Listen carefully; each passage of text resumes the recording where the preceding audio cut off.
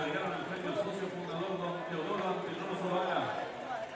Y en los campos oficiales de Caja de participan dentro de los campos, movimiento de Caja número 7, Campestre.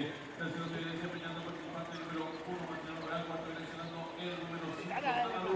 Competidor a la mitad de codo, ahí lucha en la delantera, dos campos pequeñamente casados, el número 7, Campestre.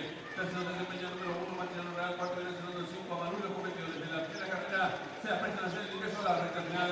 Último con 250 metros finales, el número 2, Carlos Bello, cuerpo de vista casado, el número 7, Campestre. Tercero se desempeña participante número 5, Amalú. Después ya los últimos 300 metros finales, el número 2, Carlos Bello, la delantera. La segunda primera de casado, el número 7, Campestre. Allí toca participante número 5, Amalú. Después ya los últimos 200 metros finales, el número 2, Carlos. Después ya cuerpo de vista casado, el número 5, Amalú, el último fuera. Tercero se desempeña el número 7, Campestre. Último 50 metros finales, Amalú,